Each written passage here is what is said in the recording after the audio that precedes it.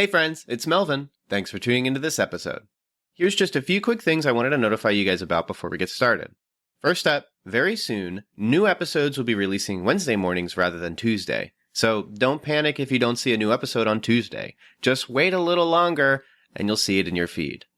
Second, we've introduced a mailbag. Check those show notes and toward the bottom you'll see a mailbag link. You'll then be able to text us any questions you might have about movies, the movie industry, or any movie/Christian related questions you might have. Then we'll respond in a future episode, so send us your questions now. Up next, Patreon polls, which are available to Patreon supporters at the $3 tier or higher, have been updated. Supporters can now suggest films or shows to be reviewed at the end of each month. The two most liked submissions will become the options for the Patreon poll, so if you want to hear us talk about your favorite movie or show, join our Patreon and start campaigning. And lastly, whether you're a new or longtime listener, please consider writing a review or rating the Cinematic Doctrine podcast on iTunes and Spotify.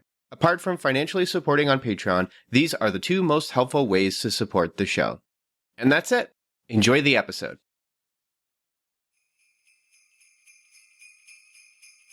Hi, my name is Melvin, and pixie dust weirds me out.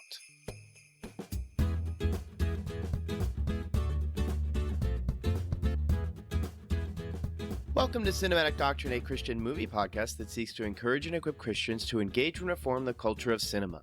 In this episode, Daniel and I talk about Dan Scanlon's Onward.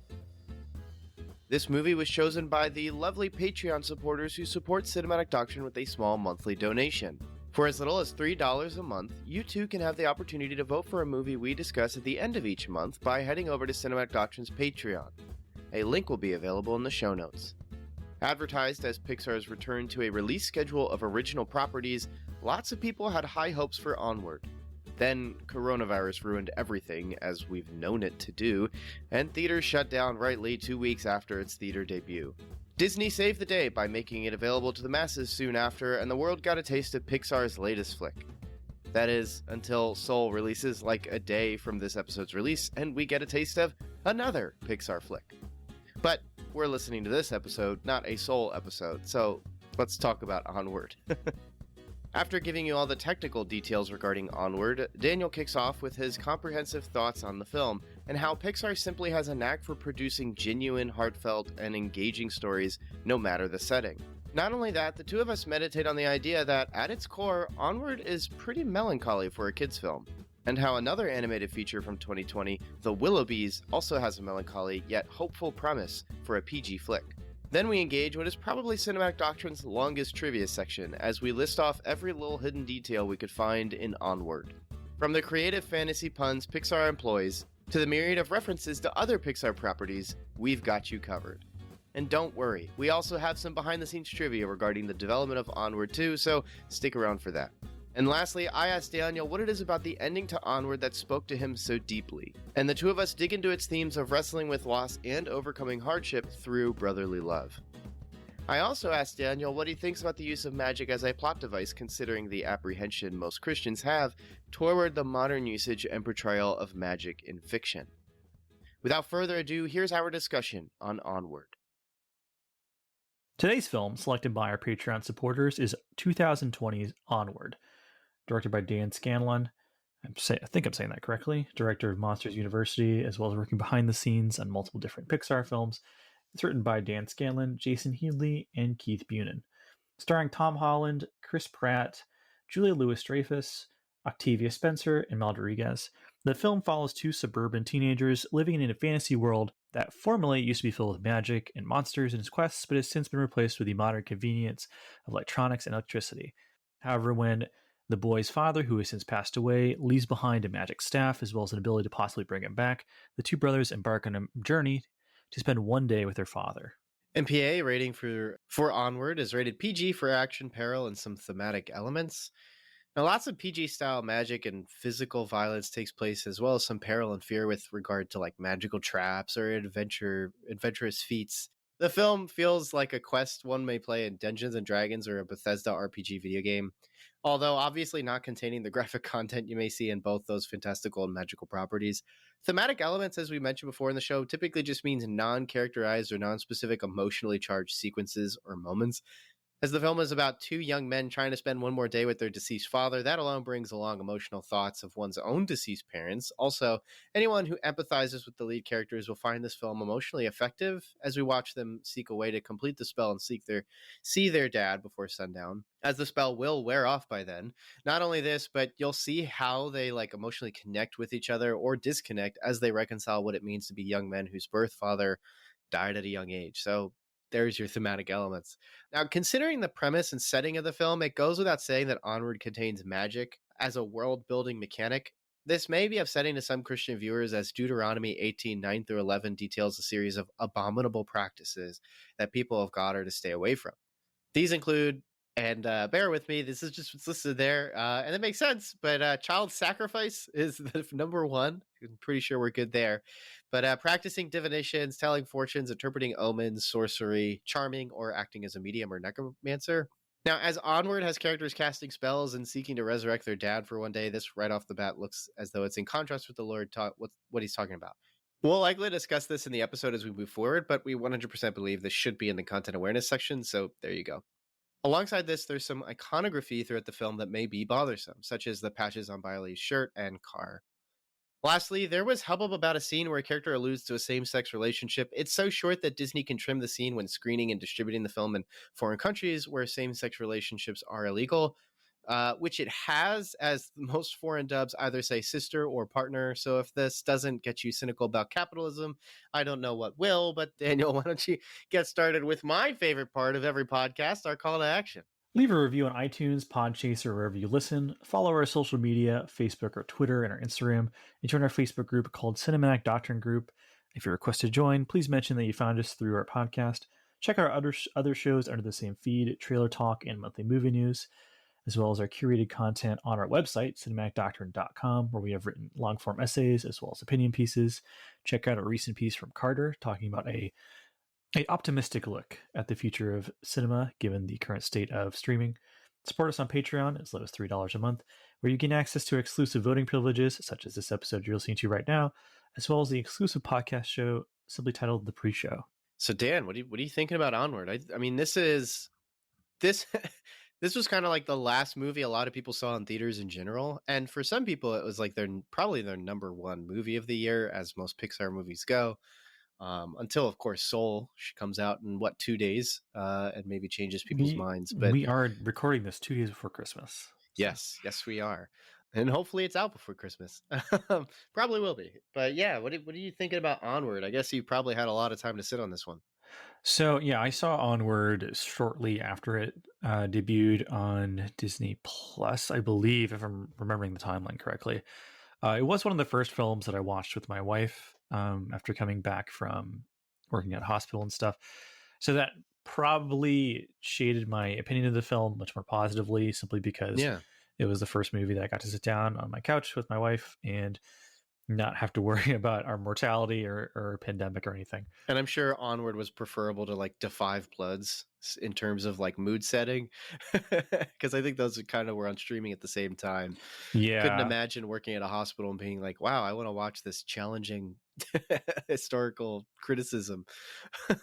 I feel like my working at a hospital is like our version of the "we know times are tough" these days, where it's like this inescapable thing we just keep referencing over and over again. But unfortunately, it has colored my reactions to a lot of things, especially when talking about recent films, which I'm sure a lot of people understand, where your current situation is so tied to how you feel about something you're experiencing or something you're watching. So in this case, it really did sort of positively affect my opinions of the movie. Now, for background on myself, I'm a big fan of animation. I love cartoons. My wife and I, cartoons are kind of our comfort food as far as watching. You can just throw one on, and when you're eating dinner or doing chores or doing something around the house, and typically they're not as investive of your time as something aimed at adults, but especially nowadays, you get a lot of like a really high quality storytelling out of animation. Even shows aimed at children, there's a little bit more depth, a little bit more something to it, especially as far as emotional resonance goes. Because while you cannot maybe deal with political intrigue or deep moral crises in the context of a children's film, you can certainly get a lot out of emotion. a lot of things and general themes that everyone of all ages can understand. And Onward was really no exception to that, where the central theme of fatherhood, as well as how we react to it and the gaping hole it can leave in our lives when it's lacking, is something that is so profoundly universal in some way. Most people would say have some sort of either have a father that they can tangibly have feelings towards, or have an absent father, either due tragedy or circumstances, or from just simply not coming from an ideal parenting situation. And that is, at least from the vast majority of people, I would assume. And so, or parenthood in general, I should say. And so in this case, I actually attempted to rewatch the film to prepare for this, especially because our recording got pushed off a little bit. And as I was sitting there rewatching it with my wife, we both were just like, this is kind of like a really melancholy movie, where one of the most early scenes you get, which is so deeply affecting, is just really you see someone idealizing and romanticizing and fantasizing about having a relationship with his dad who passed away before he was born, and stuff like that, regardless of the format you're using, hits hard. And so another thing that I would say immediately jumped out about me at the movie, as far as my initial reaction, is the movie creates this fascinating world, where it's a world where fantasy exists, where all these fantastical creatures are creatures that we would engage with the same way we'd engage with like a squirrel or a raccoon. And magic is real, but it is a world that has progressed past the point of needing it, where rather than having to worry about incantations or using magic in any way, you could just flip a light switch to get a light bulb. And I was both loved and hated that was de-emphasized throughout the movie. I love that it's window dressing. I love that it's there, and there's some good sight gags to get out of it. And I love that they choose to focus on the central conflict and story of the characters, as opposed to just getting caught up in a bunch of like, this is what a magic TV looks like kind of stuff. But that said, there's so much there I wish I could see more of that they just don't do. Yeah, it sort of seems like an idea that wasn't stretched as far as it could have been. And what a fine line to walk on, because at some point it could just be overbearing and annoying, because it's more about the gimmick than it is about the story mechanic and being used well. But yeah, it definitely left me wanting while watching. At some point it was just like, this is just a modern world with maybe like one or two scenes where magic kind of like was, I mean, magic, it's like it's a dumb thing to say, because there's a lot of scenes in my head. That's really important. But like it always feels sort of a little like there's like a scene on a highway, and like that's more of a hot like modern day than I would have expected it to be, if that makes any sense. I guess like I just expected more like steampunk-esque is what I'm getting at, where I would be more amazed by the world as opposed to recognize the world. But yeah. That was definitely something that was strange about it. With a few, not even a few, maybe one rewrite, this could be a movie about two human kids that find a magic like amulet that purports to be able to bring their dad back. Basically an 80s live action film, low budget live action. Yeah. And you could jettison almost everything else from this. But I mean, there's just enough of the fantasy stuff where I'm like, I can kind of see why this needed to exist in this world for a few things. And it's not like it's completely wasted. It's just interestingly de-emphasized. So I don't know. The impression I get from this movie is it might have been the victim of a couple, maybe one or two too many rewrites, where there's like, you have this amazingly thought out world. That's the thing that's interesting, is they clearly put a ton of thought into it. There's all of this like effortless like lore that's hinted at here and there through a few of the adventures that cross over into something else. But even like, I mean, we haven't really explained the plot at all of this movie yet, have we? So, I mean, you already explained it at bulk, because it's just they can bring him back, but then they only bring back the lower half on Hexedit. So the whole thing is trying to get the rest. So it's got a Weekend at Bernie's / big Dungeons and Dragons adventure aesthetic. The premise proper is there are two boys voiced by Tom Holland and Chris Pratt. Tom Holland voices the younger kid because Tom Holland just sounds like a small child, and Chris Pratt voices his like really 80s older brother, where he's into metal and he's into Dungeons and Dragons, except that in this world, Dungeons and Dragons is a historical fantasy game. And he's kind of like the 19-20-year-old who's still at home. His mom makes one reference to like him taking, quote, a gap year that's been lasting forever.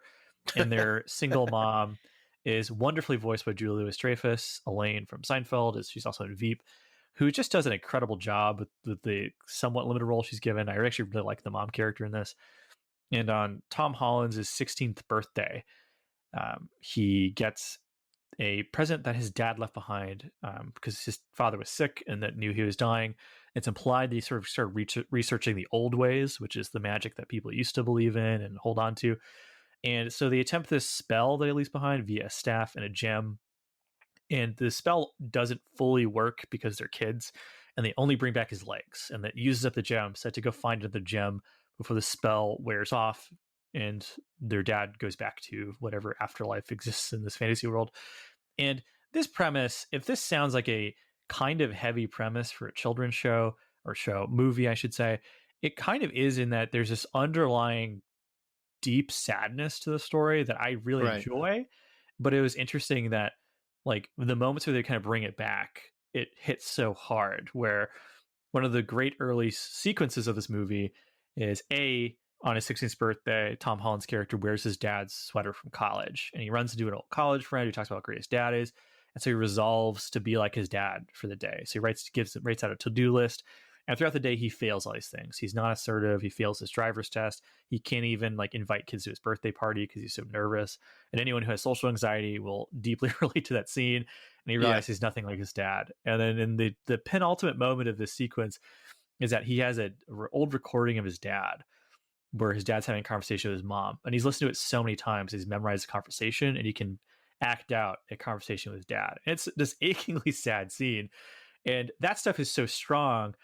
But the weird thing about the movie is once they halfway bring back his dad, it kind of feels like they had a great beginning and great ending of the movie mapped out.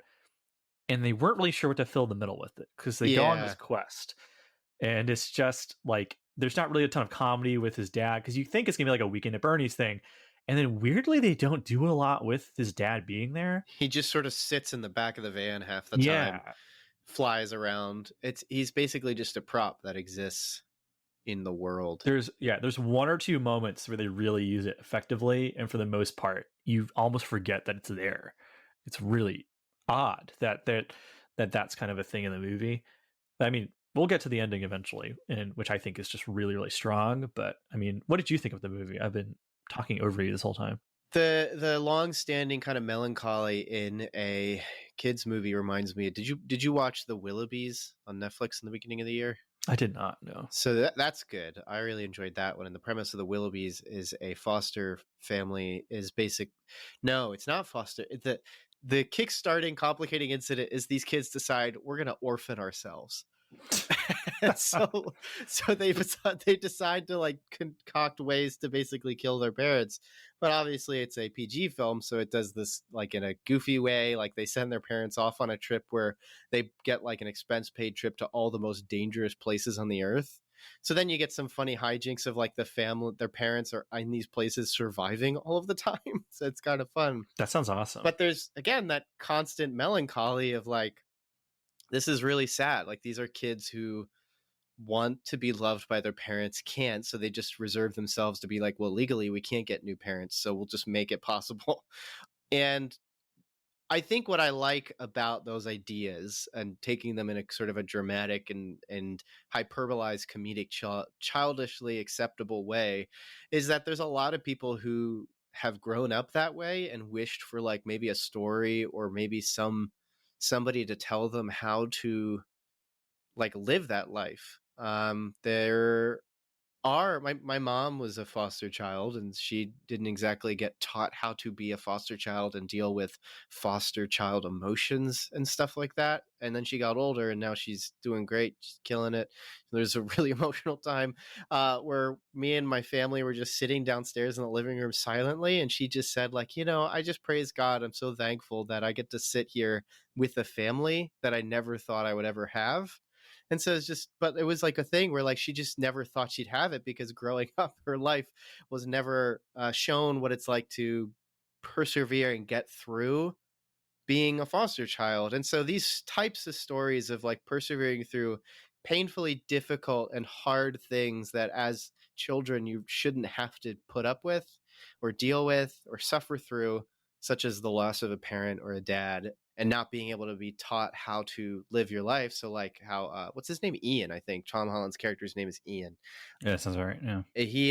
doesn't know how to socially interact. He has this whole list of things he fails at that he wants to be like his dad. Nobody tells you how to have a dad when you don't have a dad, or what are my standards I'm supposed to be reaching as a person when it comes to losing one half of my parent unit. So, which makes for great drama when he's adventuring with his older brother, who simultaneously didn't have a dad, but the two want to be able to support one another while their dad is not there, or half there, I guess, because his leggies are there. So I like that. I like when kids' movies do that. I think they can do it tastefully. Some movies don't do it tastefully, but I think Willoughbys is one that does it. Maybe gets a little too close to not tasteful, but it's a really good one. I really liked it.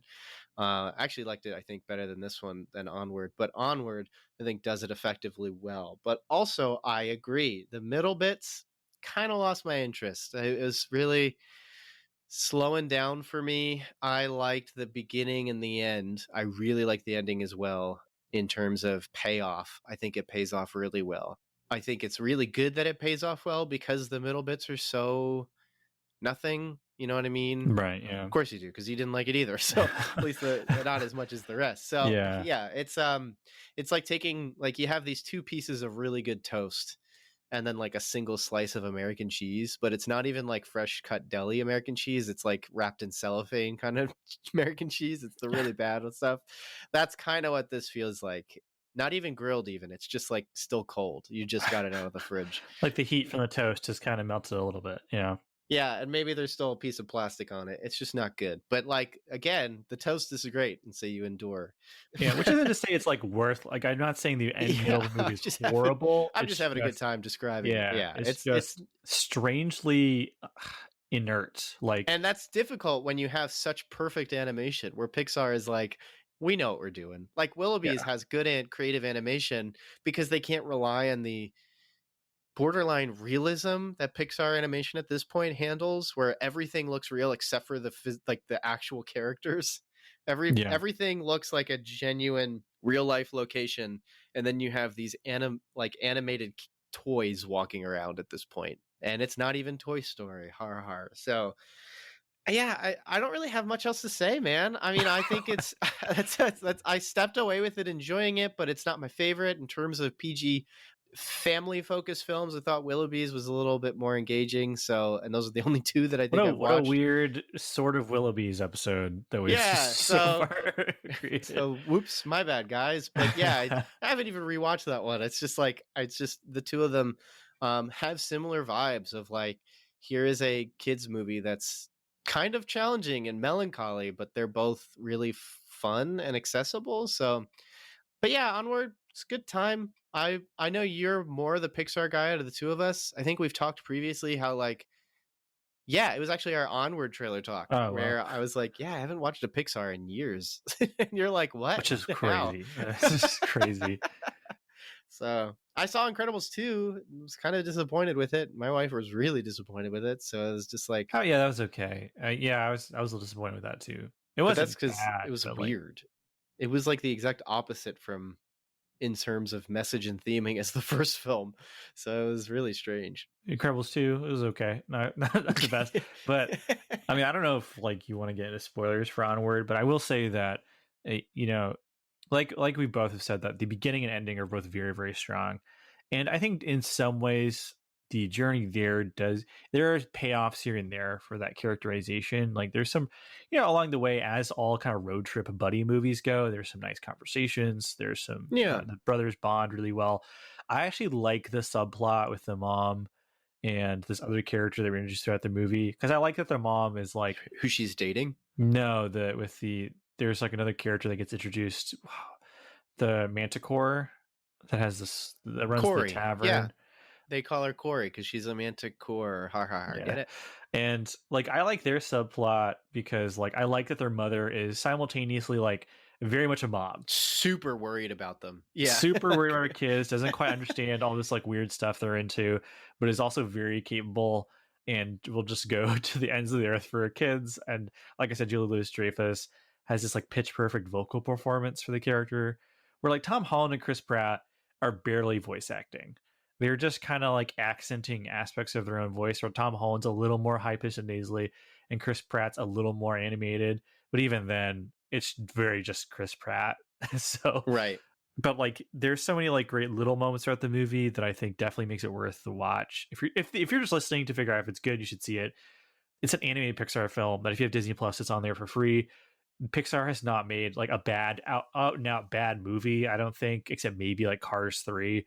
And Good if you Dinosaur, count maybe. Planes, I have not seen Good Dinosaur. Planes isn't them though. That they didn't even animate Right. Planes. That's what I was saying. If you count Planes, that's Okay, definitely yeah, bad. But What about didn't Planes have a sequel? Isn't there 2 Planes movies? Not just even one. There's 2. yes, there's a Planes sequel that uses the song "More Human Than Human" by White Zombie as his theme song, which is one of the most offensive, not for kids songs you could use in a trailer for a kids movie.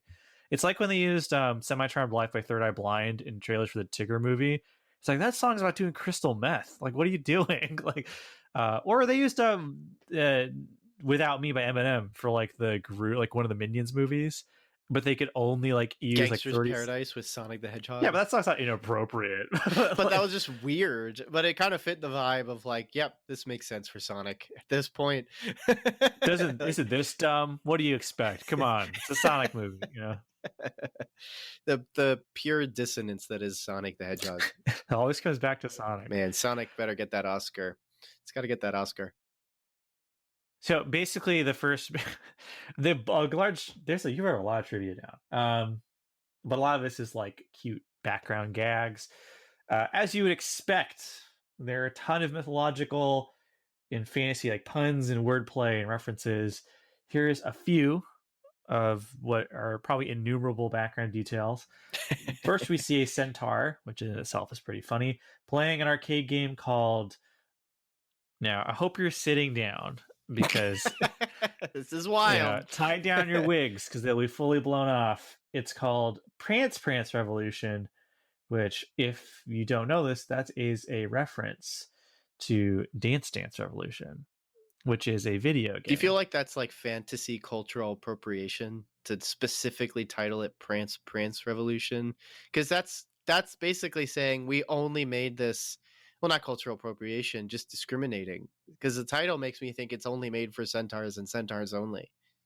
Could you imagine if like a tiny little creature, which first off, tiny creatures living in this world probably live the worst life. Like the pixies, they just walking around getting crushed by dudes all the time. Like, my gosh. But they're trying to be really, really strong though. But how could they? Well, they could cheat on Prance Revolution, I guess. Anyways, this world. Don't think about it. Should it runs deep. The prejudice in this world. More like Zootopia, because Zootopia has prejudice, isn't it?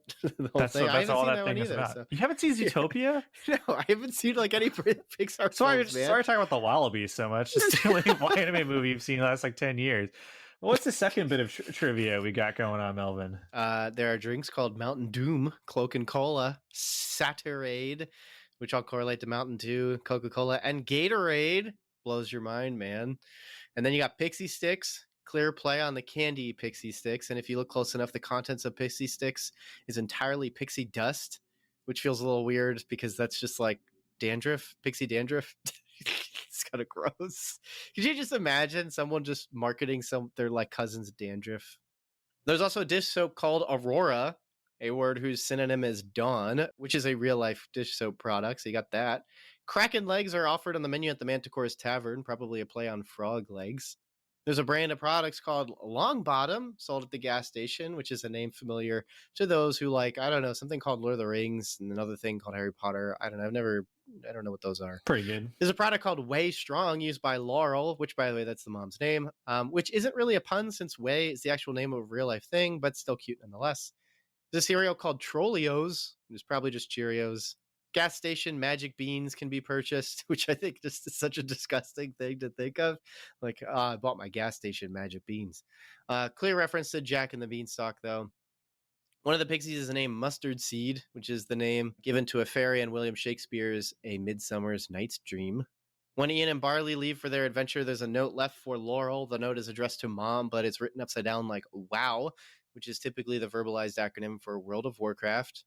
Unicorns in the film are basically trash pandas and function like untamed feral beasts. According to early mythology, unicorns were described as wild creatures that could not be domesticated due to their overt aggression.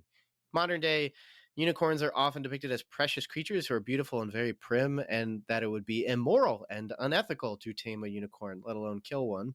The change is one from being unable to tame a unicorn to it being a mortal sin to overpower one by any means. So I guess it's sanitized. I don't know what you would call that, but interesting.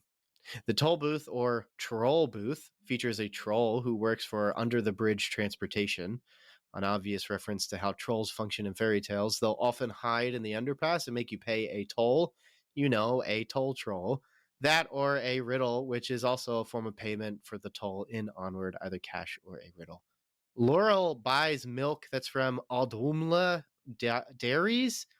This is a reference maybe lost on most people, but in Norse mythology, Adumla is the name of what's called the primeval cow. What is it, like the forbidden milk, I guess? I don't know. That sounds interesting. There's a restaurant called the Burgershire, which serves second breakfast, another obvious reference to that weird property, really obscure Lord of the Rings thing. And lastly, that gas station we've mentioned a few times. Yeah, its name is a pun too, but we're not going to explain it. We're just going to say it. The gas station on Onward is called Swamp Gas. And that's where that's going to stay. So got a lot more though, because typical Pixar fashion, you got, man, they do a whole lot. What's up next, Dan? So, I mean, one simple thing is there's a ton of iconography based on real world properties throughout the film. Some images and symbols include the Marvel's Infinity Gauntlet, the Elder Scrolls Skyrim logo, Pixar Animations logo, a plethora of hidden Mickeys, which for those who don't know, it's the simple like outline of his head and ears, which is hidden in all Disney or Pixar films, as well as several D20s, which are the 20-sided die that people use in tabletop role-playing games such as Dungeons and Dragons. There's also a lot of crossover imagery and references between Pixar properties because, of course, there is. So here's a list of what else we could find. Pizza Planet references in Onward are a bit different than typical, as the name is changed to Pizza Realm. Pizza Realm signs and vehicles are seen throughout the movie. The gas station, the one called Swamp Gas, sells gum called Triple Dent Gum, a reference to Inside Out in Toy Story. There's also a pack of Triple Dent Gum in Ian's room. Pixar always includes a reference to A113, the classroom that Tim Burton, John Lasseter, and Brad Bird were all in when attending California Institute of Arts. However, Onward only mentions it verbally, as a police officer says during a call that an A113 is in progress. Brief aside, it's important to note that John Lasseter, who had been outed for some inappropriate contact with women and a lot of other things, both in office and outside of parties involving alcohol, and even publicly apologized for some of the stuff he did, although we say some stuff because it was pretty vague, was not involved in Onward, sort of the first Pixar one where that's the case. And I guess Soul will probably be the same thing too, but we'll have to wait and see. When the Wizard of Old is being observed by a crowd, so this is during the prequel stuff, and maybe a couple of scenes later, I can't remember if they jump back to show him, but basically people can see that satyr versions of Bonnie from Toy Story 3 and Night Howler Flowers from Zootopia and a group of rock trolls from Frozen are all in this scene. Remember those magic beans at the Swamp Gas? Well, Disney Pixar was working on a potential Jack and the Beanstalk film called Gigantic. It was planned to release November 25th, 2020, so the same year, but due to creative differences and issues behind the scenes, the film fell apart. However, there are massive beanstalks visible in the field during Onward, so some assets from that forgotten film may have been brought into this one, so they saw the light of day. During a scene in the Manticore's Tavern, someone's birthday is being celebrated. That song is the same song from The Emperor's New Groove. There's a scene toward the end of the movie where some shrubbery is shaped like Arlo from The Good Dinosaur. Nobody else would probably know that because I don't think anybody's seen that one. And do people even watch that on Disney Plus? I wonder what its metrics are. People are probably like, whoa, they got this original Pixar film on Disney Plus. I can't believe it. Pixar stated that there is, in fact, a reference to Soul, Pixar's 2020 Christmas film, hidden in Onward. As of recording, we're still 2 days away from Soul's release, so there's 24 hours to try and figure this out beforehand. But there's really no way of knowing what icon or image from Onward is from Soul. However, most people speculate that a shirt featuring a Trinity knot symbol, an icon that represents the connection between body, mind, and soul, is the reference to Soul. One of the magic books contains an image of a wizard. The wizard resembles Yen Sid from Fantasia. In the Manticore's Tavern, if you peer at the cooks, you'll notice that Remy the rat from Ratatouille is the lead cook, and the other employees are wearing Sorcerer Mickey hats. Also, Ian looks a lot like Linguini from Ratatouille, and Laurel looks a lot like Sadness from Inside Out. The Manticore's Tavern also contains toy frogs from Toy Story 4. On a bulletin board, badges from the movie Up can be seen. Let's go back to Swamp Gas, though, and check out that logo for Poultry Palace, a reference to a brand seen in the Toy Story films. Ian and Barley's dad, Wilden? That's what it says on That's his IMDb. name? So. Ian and Barley's dad, Wilden, whose upper half is missing in the whole film and is nothing more than a pair of legs, has socks that share the same color as the Cheshire Cat from Alice in Wonderland. The Cheshire Cat, of course, is a creature who can make different parts of his body disappear and reappear. I'm sure we all remember his distinct grin left over from the animated film. There are cozy cones from Cars featured on the Troll Bridge. In the Manticore's Tavern, again, there's a book that features a sword and Celtic knot, which looks to be a reference to the movie Brave. Also, Barley has a map that contains locations called Lock Lake and Brave Wilderness, which are references to the Ballad of Nessie and Brave, respectively. One of the Pixie Gang members has a skull on his shirt that looks like Sid's shirt from Toy Story. There's an eatery called The Sword and the Scone, a mild reference to Disney's The Sword and the Stone. And finally, on Barley's jacket, a patch reads Smote, which may be a reference to Moana when the title character first meets Maui. It's not typical for voice actors to perform together, as often a voice actor enters the studio with a script, a microphone, a lot of padding around the walls. That's just them. However, Chris Pratt and Tom Holland did record a few scenes together, and producer Corey Ray said that a couple lines had been improvised during this time. I'm curious which ones they were, but they do a lot of banter anyway in the movie, so I guess it could have just been like the whole movie at that point. Wizards of the Coast, the company that owns both Dungeons & Dragons, the extremely popular and long-lasting tabletop game, and Magic the Gathering, a deeply compelling card game, was contacted by Pixar during the development of Onward and working together. Pixar and Wizards of the Coast were able to make sure Onward's magic and creatures were recognizable, yet Pixar-y enough to be naturally able to fit into the world. Along this, one of the biggest indicators that Onward is greatly influenced by Dungeons & Dragons, which frankly should already be very clear to anyone watching the movie, is that Ian and Barley's quest starts by visiting a tavern, a common and effective cliche used for starting most Dungeons & Dragons quests.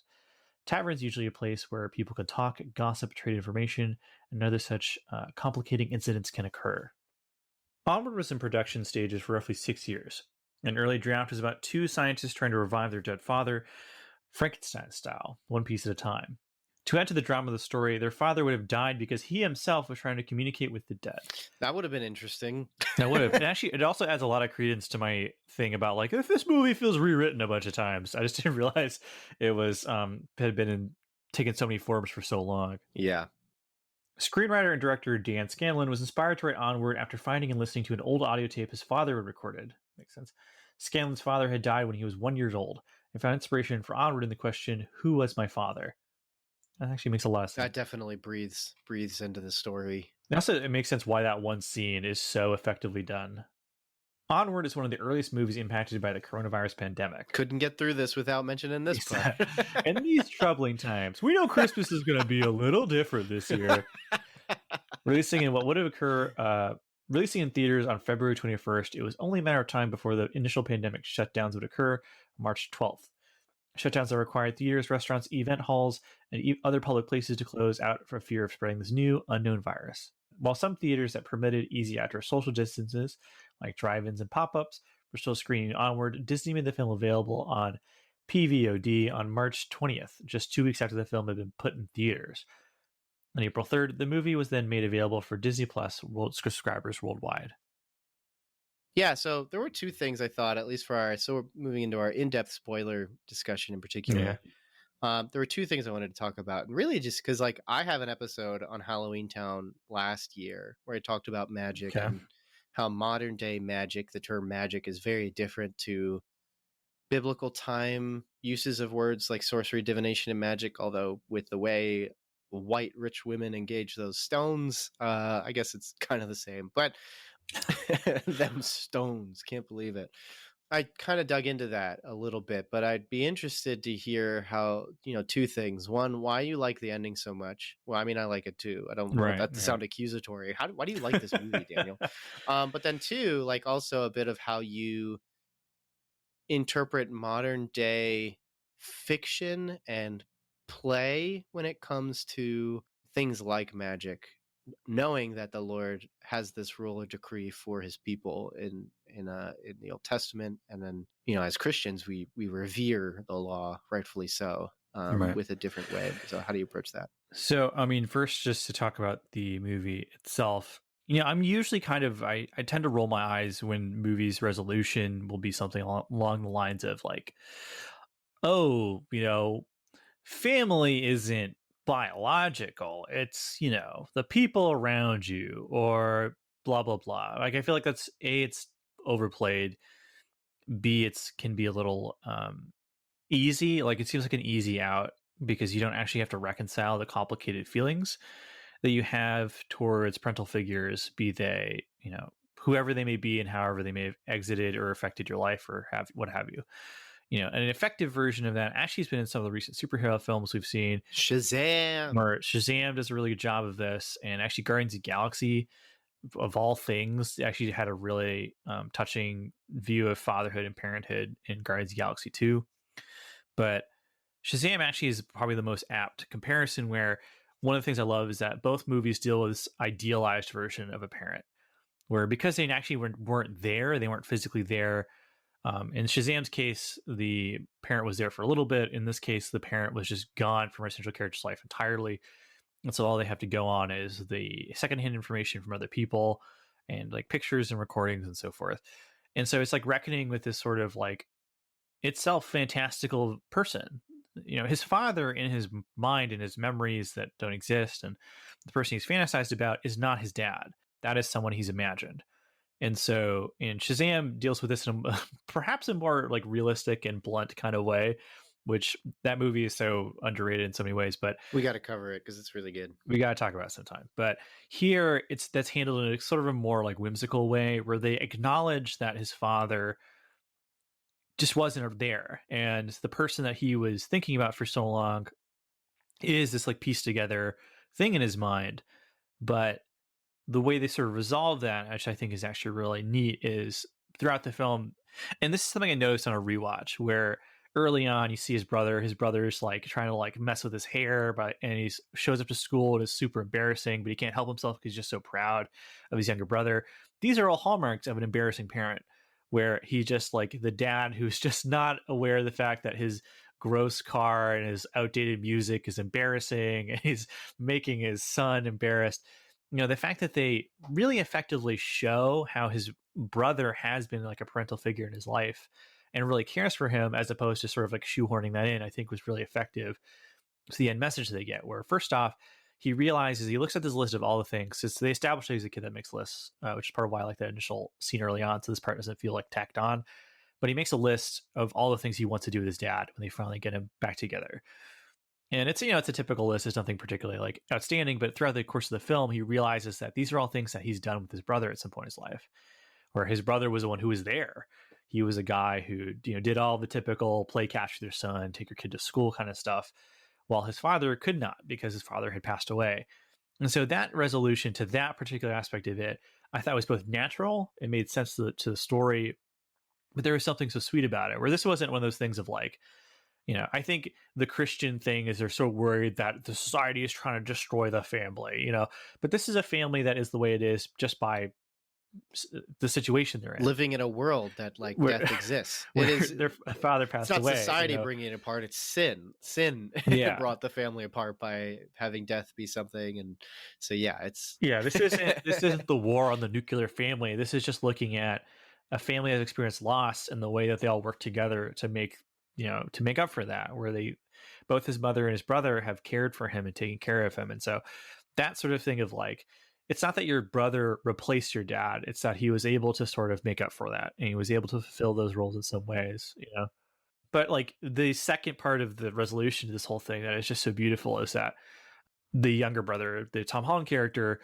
due to movie third act, lots of things happening, mystical mumbo jumbo action scene, basically he will not be able to share these moments with his father, who they've actually have managed to bring back, but he chooses to sort of sit back and allow his older brother, who actually did know his dad. He was younger. He was like, I think maybe like 3 or 4 years old or whatever, but he does have actual tangible memories of his father. And he actually had this unresolved thing where he didn't go see his dad, who was, I believe it was that his father was like in the hospital. He didn't want to go see him because he didn't want to see him like that, or he was afraid, or something like that. The details elude me, but there's this unresolved issue with him and his dad. and he actually is the one who was parented by this father. And so he sits back and he allows his brother to have like this like final moment with his dad, and it's just so like that scene is so crushingly beautiful. And when we watched it, I looked over and my wife's crying and I have tears in my eyes because stuff like that will just get me every Yeah. time.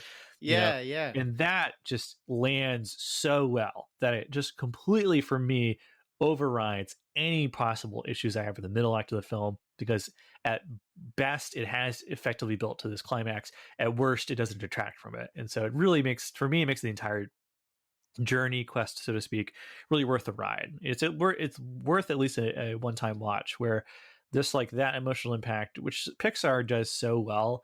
And I think part of it's that Pixar, as opposed to like the mainline Disney thing, but there's a lack of cynicism in Pixar films Yes. that I really enjoy, where it comes off very genuine. You definitely get the feeling that every Pixar movie, I always admire that they don't. Onward is kind of the one that's unusual in this regard, but a lot of Pixar films, while they will have some name actors in them, they aren't always casting like really famous people. Like they got what's her name from The Office to voice Sadness in Inside Out, which is like, she's not like a big mainstream actress, but she's like the principal supporting character in the film.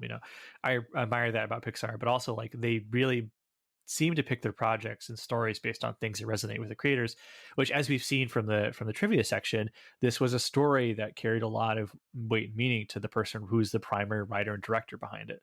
And you can feel that in both the setup and resolution, which definitely come from a very personal place. I'm guessing he himself has not given on a mystical quest with monsters and stuff, so maybe that's why the middle part didn't land as well. But at the very least, it doesn't sound like he's going out of his way to do necromancy, so that's good. But that's how I feel about the ending. I don't know if I before going into the magic thing, like I think I find the ending very satisfying, emotional. I like the idea of like,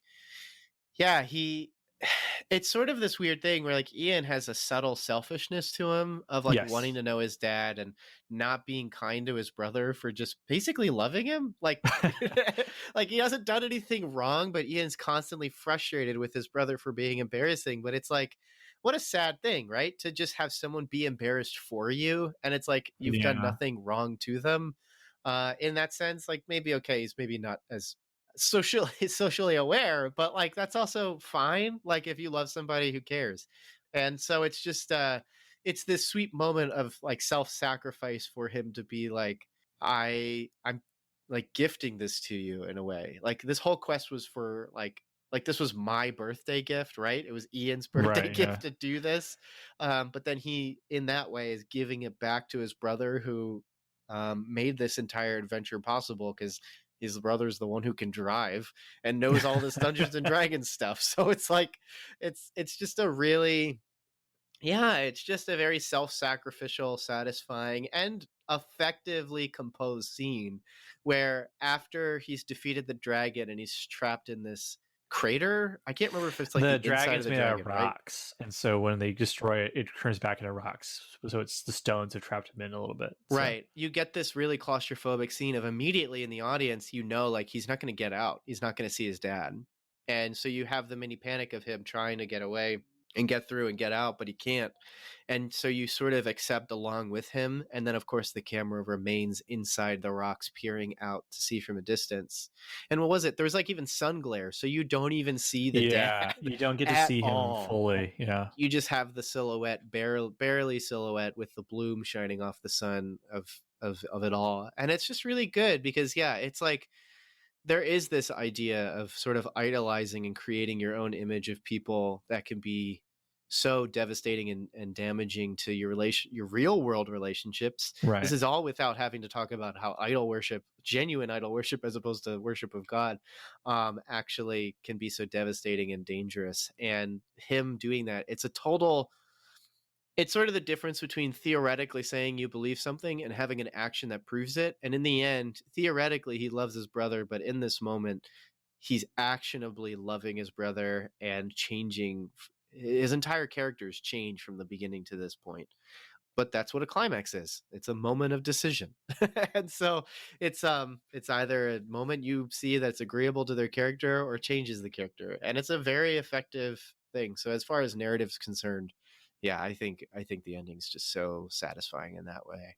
What I love so much about the resolution of the film is one of the part of first off, I gotta tip my hat to the movie where it does not do the thing where it's established at the movie that Chris Pratt's character loves magic, he loves wizards, and that's why he's into like the D&D type games. And upon finding that his younger brother has this knack for it, there isn't this thing of like, it's not fair. Why does he get to do magic? He just says like, this is great. Yeah, he really supports him and he loves him, and for that.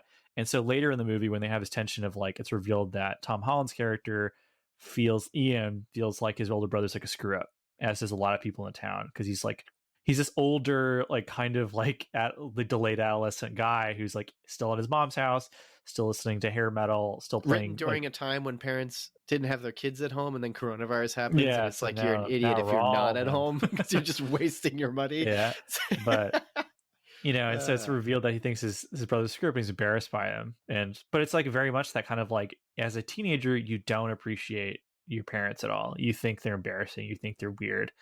And so like in gifting this to him, he's like, there's this understanding of like, my brother, and understanding that, seeing how his brother has been like a father to him, it's like, it's not that my brother has constantly chosen to put me above his own interests. And even today, he never once wanted to steal this moment away. Like he wanted me to have this moment to meet the man who was his father, essentially. And so I think there's something really poetic and beautiful about that. So, and I really admire the movie for not dipping into like cliches and stuff. So yeah, because I also liked that it didn't do that, because it's so tiresome to just watch. Like, this movie has just a really hopeful and encouraging look at family dynamics, even in a broken family where the father's missing, and these kids are having to deal with the fact that like the mom is in a relationship, which is also very fun to watch. There's a lot of good hijinks in that. Yeah. And because it is like, brotherhood is such a, like, I don't know what it is about like brotherhood or like guys getting along for me in narratives that always really touches my heart. Because like I just like seeing guys being dudes. Being dudes, not a phone in sight. It's just, yeah, I just find that hopeful. I just find that idea, I just find brotherly love and people getting along in that way really just and this is gonna, people will be like, come on, Melvin, but like, I'm being totally non-romantic way, although it is romantic, a romanticism between men that I think is good between people. Like reading David and Jonathan in First Samuel is like heartbreaking, because they love each other so much that it's described that like David's companionship with Jonathan is closer than he's had with any of his wives, which phrase alone is frustrating, because it's like, David, why'd you have more than one wife? But still, like it's there's something I find really wonderful about it. I think it's just sort of, it feels sort of like the most redeemed thing, my personal thing, that you can experience on this earth is that kind of thing. One of the best gifts that you can get from God's work in us is good connection with your brothers that you fight sin with. So I don't know. There's a lot of thoughts in there that I'm sort of just like jumping around, but I just liked that in this movie. Daniel, what do you think about, this whole thing that I've been bringing up but haven't mentioned at all? What do you think about the magic? How do you approach that? Oh, I love magic. Big fan. You like those stones. Goop is your favorite I was company. just charging my crystals earlier today and checking my horoscope and trying to manifest things in the universe. Typical Pentecostal. just Pentecostal things. I find the whole conversation about it frustrating because magic's not real. I don't know how many times we have to like go through this. Like, witchcraft and idolatry are real. Calling upon other powers other than God, and is real. In the New Testament, even we see that there's that there are instances where the idols that people worship, the idols are not real, but there are demonic forces behind them that can use that to bind people and to put people in bondage and so forth. That stuff's all real. But shooting fireballs out of your hands and like conjuring like animals to fight for you and growing 100 feet tall, that's not real. And that's the magic you see in this and in the Owl House and in Harry Potter and Skyrim and like card games like Magic the Gathering. There's a different, like, it's just, magic is just shorthand for anything like fantastical that they don't feel like doing like electronic. Like, what is the functional difference between Iron Man and Thor in the Avengers movies? Nothing. They're both doing impossible things and shooting like laser bolts. It's just one of them gets the explanation. Actually, Marvel is a really good example of this, where you got some magic users, some people who got bitten by spiders, you got some people that got robot suits or just aliens, and just aliens have all the powers of the magic people, basically. It's just a petri dish of fiction. These are fictional things. Nobody in Onward is like, oh, let me just throw some baby to Moloch real quick so we can do this quest. Like that's just not what happens, you know. It's a silly conversation that we keep having to have every time a new thing that has quote unquote magic in it has. It's just nonsense. I don't know why we're still having this conversation. Well, because I asked it. That's why. I'm saying, like, in a broad sense. It's just it's not real. Well, I mean, I think it's terminology. It's the difficulty of terms. There is, demonic forces is the big no. Can't do that. Don't do it. I do know that at least biblically, when it's listing off those things, a lot of it is, there's people being sacrificed, which is wrong. Needless sacrifice ultimately is wrong. No brainer. Yeah. But then a lot of these things like divination or sorcery was like a lot of focus on drugs and mind altering experiences to see things. Divination was trying to look into the sky to see how you could affect things in the world or in the future. Astrology, basically. Astrology, yeah. And then even like necromancy is like, how can we overcome death? Which ultimately is how can we solve the big problem that is sin? Because like, why do we die? Well, because of sin. But if we don't die, who cares, right? We might as well just keep living in this world. Right, yeah. Of course, the ultimate thing is you'd keep living in a world with sin, which sounds horrible. But so that you can hear further about that when you listen to the classic Halloween Town episode. It is interesting because I want to be mindful, but I also like, at the end of the day, if I'm putting down a card in a Magic the Gathering game that's like summon squirrel, like, am I? You're going straight to hell. Unfortunately, that's just them's the rules. Yeah, but it's difficult. We keep having the conversation because people keep feeling uncomfortable about it. That's why, Daniel, we gotta have answers for stuff like that. So, I don't know if we hit that here. We definitely hit more answers about the importance of family in this episode. So there's that. But any final thoughts, Dan? I think it's weird that people watch something that has a fictional version of magic and be like, I don't know about that. But like they'll watch like gangster movies, which is like a real thing that people deal with. Like, I mean, they'll be like people watch something like nudity movies with nudity, or but nudity, I'm sure which people, is a thing. But sure if people who are not watching movies with magic are not watching movies with nudity though, so that's good. Yeah, well, like the thing I always come back to is it's like there are people who are actively in bondage to all sorts of things, and there's so many films that glorify like and revel in sin, like The Wolf of Wall Street is a great example of a movie that like really revels with its characters. And that is objectively, to me, more problematic and gives me more pause than anything with wizards in it, you know? Well, that's also just a really problematic movie. I mean, yeah, that was just the first example that came to mind. There's a ton of issues with that movie that I'm sure many Christians, myself included, are just like, I don't know about that one. But yeah, but I think overall, putting aside that conversation, like Onward is just, it's not the best Pixar movie. It's not better than Up or even Inside Out or any of like the Toy Stories or anything like that. But it's a solid entry into that canon, and if you could do much worse as far as like watching a movie with your family, especially, and this is a great example of a movie that could have a lot of good conversations with your kids, where you get to talk about death and life and the importance of parents and family and self-sacrifice and putting others before yourself, you know. So I recommend it. I think it's good. I think it warmed the cockles of my heart. So nice. Thanks so much for checking out this episode on Onward. Now, if you've seen Onward, what did you think of it? If you're listening on Cinematic Doctrine's website, let us know in the comments below or shoot us an email to cinematicdoctrine@gmail.com. If you enjoyed this episode, consider leaving a review for the podcast in your respective podcast app at the end of this episode. We'd love to hear your thoughts, and reviews on iTunes and Podchaser mean a lot to us. And as mentioned before, Cinematic Doctrine has a Patreon. For as little as $3 a month, you're opted into a once-a-month movie poll where you decide a movie we discuss on the podcast, just like this one. You also gain access to The Pre-Show, a Patreon-exclusive podcast series where we casually talk movies, Christianity, and life itself.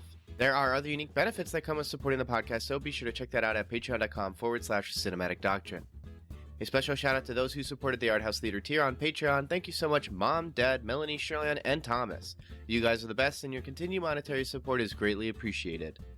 All of this will be available in the show notes. Until next time, stay cool.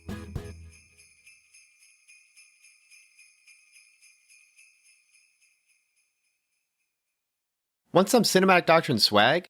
You're in luck! We've got 3-inch Cinematic Doctrine logo stickers exclusive for Patreon supporters. Perfect for your travel mug or laptop. Head over to patreon.com/Cinematic Doctrine, link in the show notes, and choose the Independent Theater tier. Doing so will net you other perks too.